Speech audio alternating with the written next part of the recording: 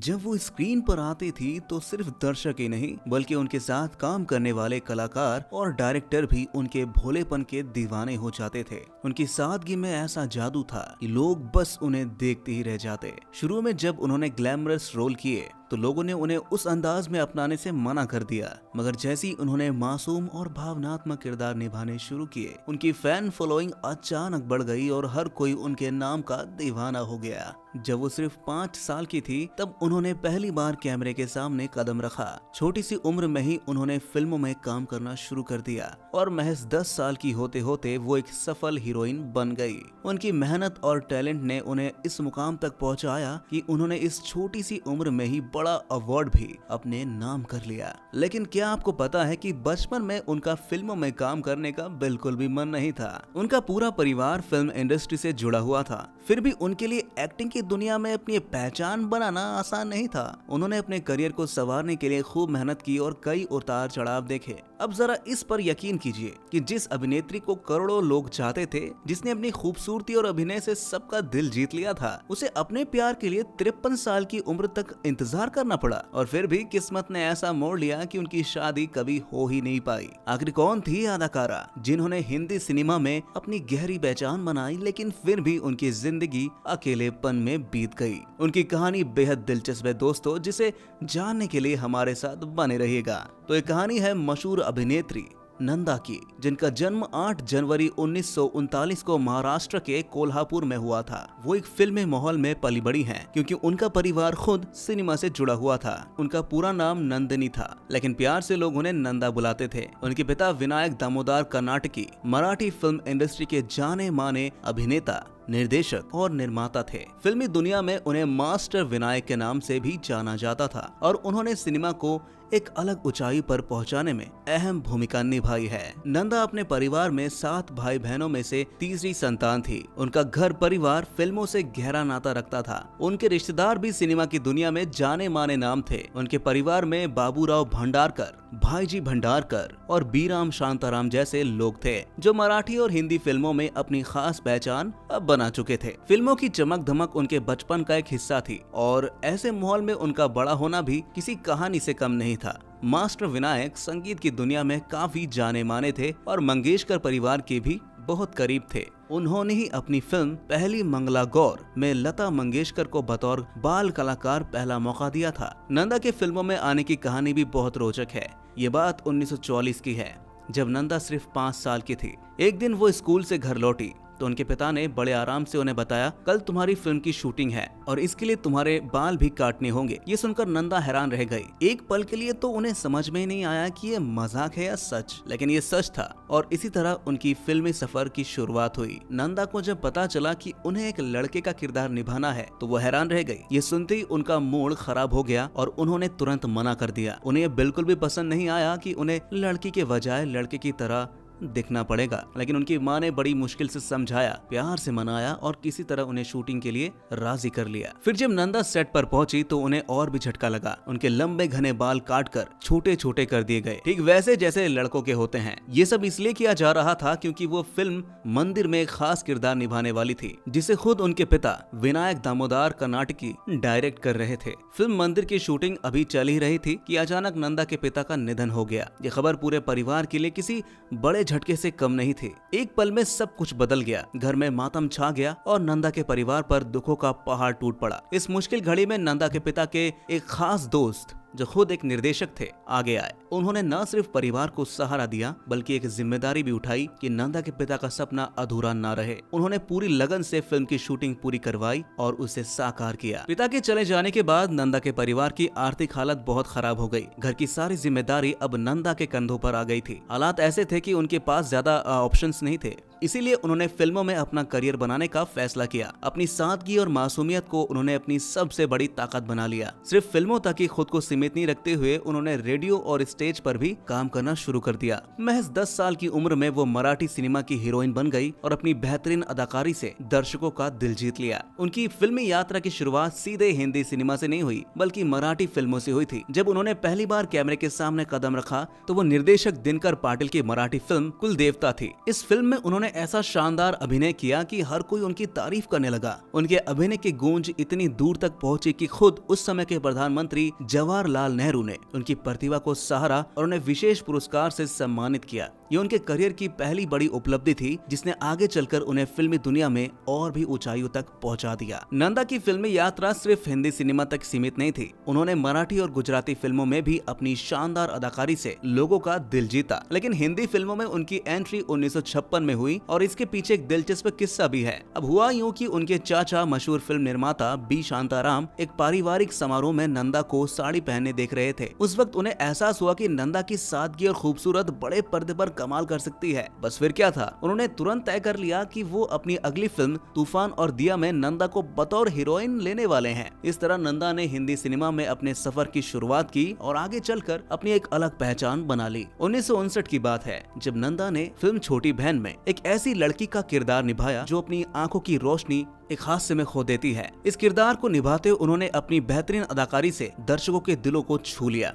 उनकी भावनाएं, दर्द और संघर्ष स्क्रीन पर ऐसे उभरे कि लोग उनकी एक्टिंग के कायल हो गए। फिल्म में उनकी मासूमियत और गहराई भरी परफॉर्मेंस ने हर किसी की आंखें नम कर दी थी और इस भूमिका ने उन्हें एक यादगार अभिनेत्री बना दिया। इस फिल्म के जबरदस्त हिट होने के बाद दर्शकों ने नंदा को अपनी बहन की तरह मान लिया। लोग उनकी सादगी और मासूमियत से इतने प्रभावित हुए कि उन्होंने नंदा को सैकड़ों राखियां भेज दी। ये देखकर खुद नंदा भी हैरान रह गई कि लोग उन्हें सच में अपनी बहन मान बैठे हैं। ये उनके अभिनय की गहराई और दर्शकों से उनके जुड़ाव का एक अनोखा प्रमाण था। इसी साल उनकी एक और शानदार फिल्म धूल का फूल रिलीज हुई जिसमें उन्होंने राजेंद्र कुमार के साथ काम किया था। ये फिल्म भी जबरदस्त हिट हुई और नंदा की लोकप्रियता को नई ऊंचाइयों तक ले गई। अब लोग न सिर्फ उन्हें एक बेहतरीन अदाकारा मान रहे थे बल्कि उन्हें अपने परिवार का हिस्सा भी समझने लगे थे। नंदा का दिल थोड़ा ऊब चुका था, बार बार वही सीधी सादी बहन वाले किरदार निभाकर। वो चाहती थी कि लोग उन्हें सिर्फ एक आदर्श बहन या संस्कारी लड़की के रूप में न देखें बल्कि उनके अभिनय की असली गहराई को पहचाने। इसी कोशिश में जब उन्होंने 1960 में फिल्म काला बाजार की बात आई तो उन्हें देव आनंद की बहन का रोल ऑफर हुआ, मगर इस रोल के पीछे भी एक मजेदार किस्सा छिपा था। जब देव आनंद ने ये किरदार उन्हें दिया तो नंदा ने पहले झट से मना कर दिया। नंदा के दिल में एक डर था, अगर वो एक बार देवानंद की बहन का किरदार निभा लेंगी तो फिर कभी भी उनके साथ रोमांटिक जोड़ी के रूप में पर्दे पर नजर नहीं आ पाएंगी। ये ख्याल उनके मन में लगातार घूम रहा था। लेकिन जब देवानंद को इस बारे में पता चला तो उन्होंने मुस्कुराते हुए भरोसा दिलाया और बड़े ही अपनेपन से कहा, देव अपना वादा निभाएगा। उनकी ये बात सुनकर नंदा को तसल्ली मिली और सच में अगले ही साल 1961 में जब हम दोनों फिल्म आई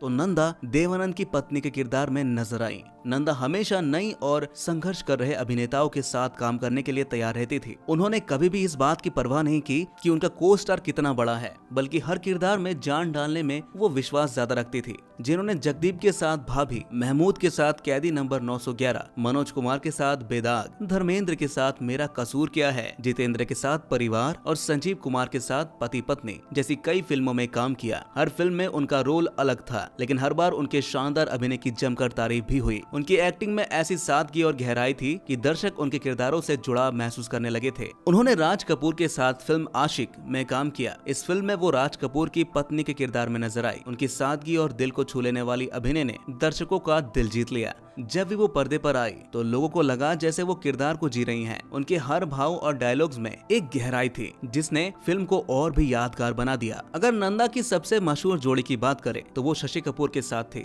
उन्होंने शशि कपूर के साथ कुल 8 फिल्मों में काम किया जो अपने समय में काफी चर्चित रही। 1961 में आई फिल्म चार दीवारी, फिर 1962 में मेहंदी लगी मेरे हाथ और उसके बाद 1965 में सुपरहिट फिल्म जब जब फूल खिले में इनकी जोड़ी ने दर्शकों का दिल जीत लिया। खासकर जब जब फूल खिले में दोनों की केमिस्ट्री लोगों को इतना पसंद आया कि आज भी इस फिल्म को याद किया जाता है। उनकी जोड़ी ऑन स्क्रीन इतनी प्यारी लगती थी कि लोग इन्हें असल जिंदगी में भी साथ देखने की ख्वाहिश रखते थे। साल 1965 में नंदा की 2 जबरदस्त हिट फिल्में तीन देविया और गुमनाम बड़े पर्दे पर छा गई। फिर इसके बाद 1966 में आई पति पत्नी और नींद हमारे ख्वाब तुम्हारे, जिन्होंने बॉक्स ऑफिस पर धूम मचा दी। लोग उनके अभिनय के दीवाने हो गए। फिर 1967 में उनकी फिल्म परिवार आई जिसने उनके करियर को और ऊंचाइयों तक पहुंचा दिया। 1968 में अभिलाषा और जुआरी ने भी दर्शकों का दिल जीत लिया। लेकिन असली धमाका तो 1969 में हुआ जब उनकी एक के बाद एक बेटी, राजा साहेब, इत्तेफाक, बड़ी दीदी और धरती कहे पुकार के जैसी 5 फिल्में रिलीज हुई। हर तरफ बस उन्हीं की चर्चा थी। उनके फैंस की तादाद दिन ब दिन बढ़ती ही जा रही थी। इतनी सारी हिट फिल्में देने के बावजूद नंदा की असली अभिनय क्षमता का पूरी तरह से इस्तेमाल बहुत ही कम हुआ। ज्यादातर फिल्मों में उन्हें एक नाजुक, मासूम और प्यारी सी लड़की के रूप में ही दिखाया गया। ये एक ऐसी छवि थी जिसमें उन्हें बार बार बांधा गया, जबकि वो खुद को इस दायरे से बाहर निकालकर कुछ अलग और दमदार किरदार निभाना चाहती थी। एक नई पहचान बनाने के लिए उन्होंने कुछ अलग करने की ठानी। साल 1969 में आई फिल्म इत्तेफाक में उन्होंने एक ऐसा किरदार निभाया जो उनके अब तक के रोल से सबसे अलग था, एक नेगेटिव किरदार। मजेदार बात तो ये थी कि इस रोल के लिए पहले साधना और माला सिन्हा को ऑफर दिया गया था, लेकिन दोनों ने इसे करने से मना कर दिया। अब ये मौका नंदा के पास आया तो उन्होंने इसे एक चैलेंज की तरह लिया और अपनी बेहतरीन एक्टिंग से सबको हैरान कर दिया। दर्शकों ने फिल्म को खूब पसंद किया और इसने ये साबित कर दिया कि नंदा सिर्फ सीधी सादी और आदर्श महिला के किरदारों तक ही सीमित नहीं थी, बल्कि हर तरह की भूमिकाओं में जान डाल सकती थी। उसी समय नंदा राजेश खन्ना के साथ फिल्म द ट्रेन में भी काम कर रही थी, जहां उन्होंने एक आदर्श भारतीय नारी का किरदार निभाया था। जब इस बारे में B.R. चोपड़ा जी ने उनसे बात की तो नंदा ने हल्की मुस्कान के साथ जवाब दिया, अब बेफिक्र रहिए, मैंने अपनी अलग पहचान पहले बना ली है। उनकी यही सादगी और आत्मविश्वास काबिले तारीफ थी। इसके 2 साल बाद 1972 में नंदा और राजेश खन्ना की एक और फिल्म जोरू का गुलाम रिलीज हुई, लेकिन तब तक हालात बदल चुके थे। राजेश खन्ना बॉलीवुड के पहले सुपरस्टार बन चुके थे। उनके जबरदस्त स्टारडम को देखते हुए फिल्म के डिस्ट्रीब्यूटर ने इस मौके का पूरा फायदा उठाया और फिल्म के पोस्टरों पर राजेश खन्ना का नाम नंदा जी से ऊपर छपवा दिया। इंडस्ट्री का ये खेल अलग ही था, लेकिन नंदा के चेहरे पर हमेशा की तरह वही शांत मुस्कान बनी रही। जब राजेश खन्ना को ये खबर मिली तो उन्होंने बिना वक्त गवाए तुरंत डिस्ट्रीब्यूटर को फोन मिला दिया और कहा कि पोस्टर में बदलाव किए जाएं। उन्होंने साफ कह दिया कि नंदा का नाम ऊपर होना चाहिए क्योंकि ये उनका हक है। ये छोटी सी लेकिन दिल को छू लेने वाली घटना ये साबित करती है कि राजेश खन्ना और नंदा के बीच सिर्फ प्रोफेशनल रिश्ता नहीं था, बल्कि एक गहरी दोस्ती और सम्मान का नाता भी था। 1972 में जब जोरू का गुलाम फिल्म रिलीज हुई तो उसमें नंदा ने एक ड्रग एडिक्ट का किरदार निभाया था। उनके लिए किरदार आसान नहीं था, लेकिन उन्होंने अपनी मेहनत और लगन से इसे पूरी ईमानदारी के साथ निभाया। हालांकि फिल्म बॉक्स ऑफिस पर कुछ खास कमाल नहीं कर पाई, लेकिन नंदा की एक्टिंग की खूब तारीफ हुई। इसके बाद उन्होंने 1973 में छलिया, 1974 में असलियत और जुर्म और सजा और 1977 में प्रायश्चित जैसी फिल्मों में काम किया। इन फिल्मों में उन्होंने फिर से अपने पुराने सरल और घरेलू नायिका की छवि को बनाए रखा। दर्शकों ने उन्हें इन किरदारों में फिर से बेहद पसंद किया और उनकी सादगी भरी अदाकारी को सराहा। हालांकि नंदा को ये महसूस होने लगा था कि फिल्म इंडस्ट्री में उनका समय धीरे धीरे खत्म हो रहा है। उन्होंने बड़ी शालीनता और गरिमा के साथ फिल्मी चकाचौंध से दूरी बना ली और पर्दे से धीरे धीरे गायब होती चली गई। फिर 1980 में जब उन्होंने एक बार फिर से फिल्मों की दुनिया में कदम रखा, लेकिन इस बार कहानी थोड़ी अलग थी। अब वो लीड रोल में नहीं बल्कि कैरेक्टर रोल्स में नजर आने लगी। माँ के किरदार में उनकी गहराई और भावनाएं झलकने लगी। 1981 में आई आहिस्ता आहिस्ता, फिर 1982 में प्रेम रोग और 1983 में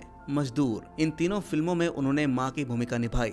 और मजेदार बात तो ये थी कि इन सभी फिल्मों में उनकी ऑन स्क्रीन बेटी बनी पद्मिनी कोल्हापुरी। ये इत्तेफाक सच में दिलचस्प था, मानो किस्मत ने पहली कहानी लिख दी है। नंदा की जिंदगी ऐसी थी जैसे किसी फिल्म की कहानी। बचपन से ही उन्होंने अपने भाई बहनों की जिम्मेदारी अपने कंधों पर उठा ली थी। दिन रात उन्हीं की देखभाल में इतनी मशगूल रही कि खुद के लिए सोचने का वक्त ही नहीं मिला। उनकी खूबसूरती और सादगी के कई दीवाने थे। कई बड़े बड़े अभिनेताओं और मशहूर निर्देशकों ने शादी के लिए हाथ भी बढ़ाया, लेकिन नंदा ने हमेशा मुस्कुराकर इन प्रस्तावों को ठुकरा दिया। शायद उनके लिए परिवार की खुशियां ही सबसे ज्यादा मायने रखती थी और उन्होंने अपने लिए कोई अलग राह चुनने का कभी सोचा ही नहीं। मनमोहन देसाई जो बॉलीवुड के मशहूर निर्देशक थे, नंदा को दिल से चाहते थे, लेकिन नंदा इतनी शर्मीली और संकोची थी कि उन्होंने कभी मनमोहन देसाई को अपने दिल की बात कहने का मौका ही नहीं दिया। ऐसा कहा जाता है कि साल 1969 में जब मनमोहन देसाई ने जीवन प्रभा धामी नाम की एक लड़की से शादी की तो इसके पीछे एक खास वजह ये थी कि वो देखने में नंदा से काफी मिलती जुलती थी। ये बात सुनने में किसी फिल्मी कहानी जैसी लगती है दोस्तों, लेकिन प्यार और किस्मत के खेल में कुछ ऐसा ही होता है जो कभी कभी इंसान को